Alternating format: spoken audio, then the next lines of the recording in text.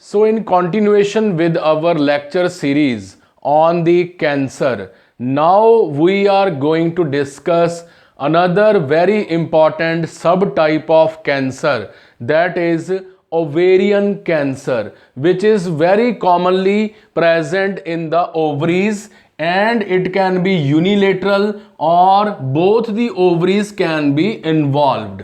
And this condition is very common in the age category of women above, we can say, 60 years, after especially menopause, and is one of the most important type of cancers prevailing in the senior age category of the woman. And we should also know that our female ovaries are made up of three types of cells.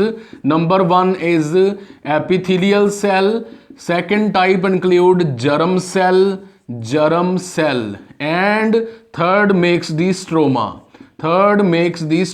part or stroma cells.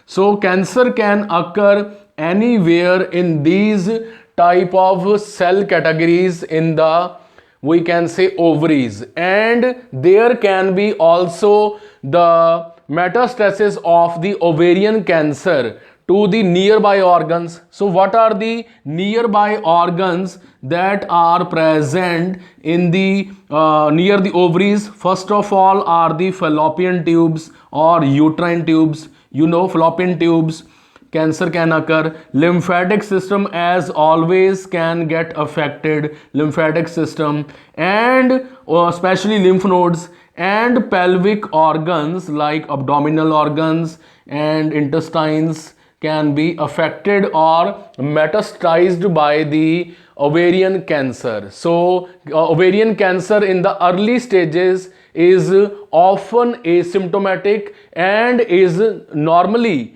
diagnosed in the later or the higher life, we can say, in the females. And as I had told, it generally affect age group of 55 to 60 years in the menopause category. And normally what is done to check the diagnosis or the prevalence of the tumor is laparotomy or laparotomy is done to check the presence of the ovarian cancer. And transvaginal ultrasound can also be done. Transvaginal ultrasonography can also be done to diagnose the, we can say, diagnosis of the ovarian cancer. And we should also know that during these kind of assessment, what are the other sign and symptoms which will be observable in the female. So first of all is bloatment. The patient or the female will feel that there is some type of we can say gas formation, heaviness, not firmness, hard like abdomen, firmness, bloatment. And then comes the, we can say, unusual vaginal bleeding. Unusual vaginal bleeding can be there. So unusual vaginal bleeding, then it can be also associated with if the metastasis in the, we can say, cervix part, unusual vaginal bleeding. And pelvic pain can be there in the lower epigastric area. Pelvic pain can be there, abdominal swelling, constipation, anorexia due to mood changes, then due to feeling of fullness can be there. Urine retention, urine passing, urine urgency can be there, urge to pass the urine immediately. And there can be irregular bleeding, I had already told you, loss of appetite, and lungs, along with, I can say, we can say irritable bowel syndrome. Irritable bowel syndrome can be also present. Irritable bowel syndrome. So all these are the sign and symptoms, and after that laparotomy and transvaginal ultrasonography are done. After that, what are the various risk factors? First of all, we should know the nullipara, that female had never given birth to a child, she is at much more risk as compared to women who were pregnant previously. And second is, after that is the smoking is also countable nowadays for ovarian cancer. Then comes the alcohol intake, or we can say menopause, after the age of 55, menopause. Then alcohol intake, then bad obstetric history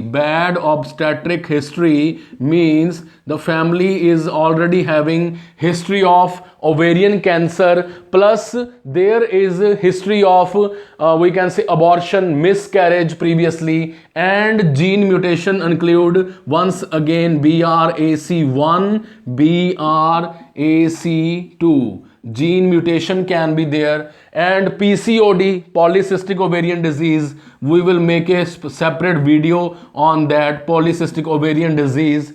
And sometimes due to lack of vitamin D can also be correlated with the presence of ovarian cancer. Smoking can be there.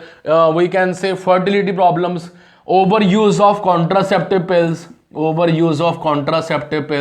So this we can say also comes under the our hormonal therapy. Some females go for hormonal therapy.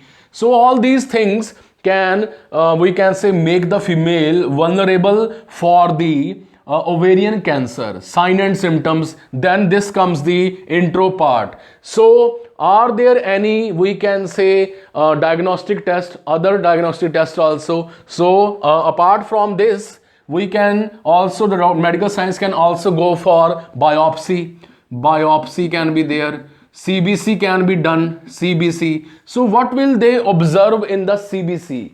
Generally, they will observe a biomarker known as CA125.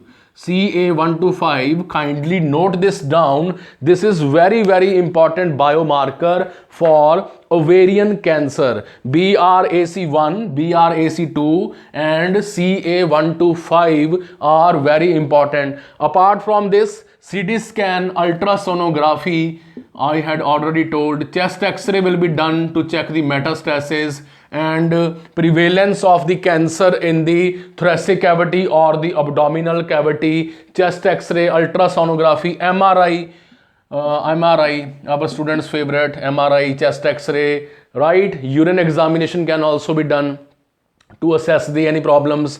Vaginal, we can say bleeding assessment, presence of any abdominal mass, etc. So all these systems are used to check to find out the prevalence of ovarian cancer. So what are the various I can say interventions which are used to treat ovarian cancer? Interventions for ovarian cancer treatment include, as usual, our chemotherapy. So a lot of drugs can be used to treat ovarian cancer. First of all is carboplatin, cisplatin.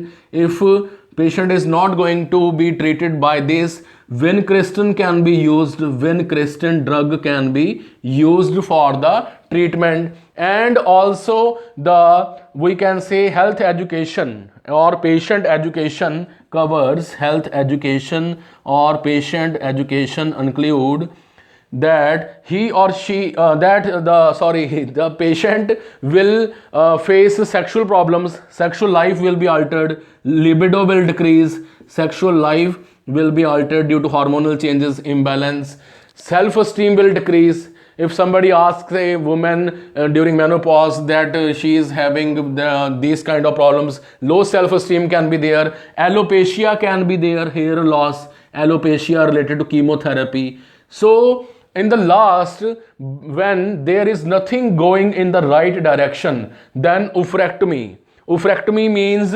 removal of the ovaries, which can be unilateral on single side and bilateral. Both the ovaries can be required to make or extracted by surgically. right? So this was all about the, we can say, ovarian cancer. Total abdominal hysterectomy, salpingo-oophorectomy can also be done. Salpingectomy, as you know, that salpingectomy is also removal of fallopian tubes. Hysterectomy can also be required to be done if the cancer has metastasized. So this is all about the ovarian cancer, in which we've covered definition, sign and symptom, lab diagnosis, risk factors, and intervention, along with brief patient education.